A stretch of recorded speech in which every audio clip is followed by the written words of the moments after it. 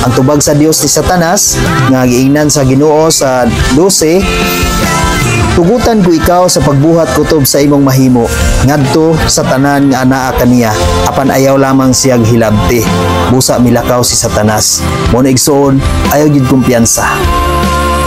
Kasi Satanas gitugutan sa Dios pagsulay kanimo.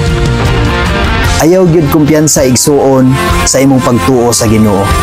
Ayaw gid kumpiyansa sa imong relasyon sa Ginoo igsuon.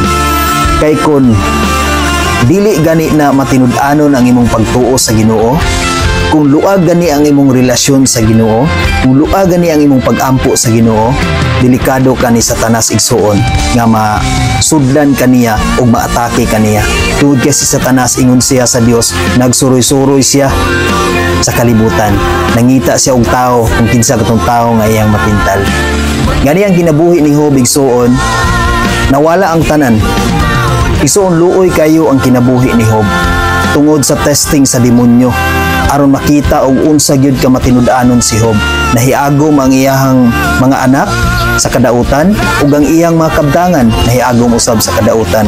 Apan taliwala ni nang tanan igsuon nga nahitabo ni Job ang iyang ingon diri sa Job 1 bersikulo 22, ug bisan pa sa tanan nga midangat kaniya gilikayan niya ang pagpakasala ug wala niya basula ang Dios.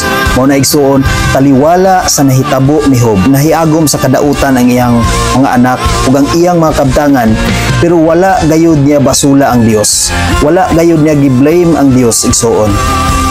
Kumusta kita igsuon kung naay mahitabo sa atong pamilya? Kumusta kita igsuon kung adunay mahitabo sa atong negosyo? Kumusta kita igsuon kung adunay mahitabo sa atong trabaho, sa atong mga pag-income sa matag adlaw? Kinsa man ang atong basulon? Na nakasulay ka ba nga imong gibasol ang Ginoo? Nakasulay ka ba nga imong gi-blame ang Ginoo? Igsuon, panahon na nga imong usbon ang imong kaugalingon. Sama sa gibuhat ni Job igsuon, wala gayud niya basula ang Ginoo bisan pag mao katoy nahitabo. Unya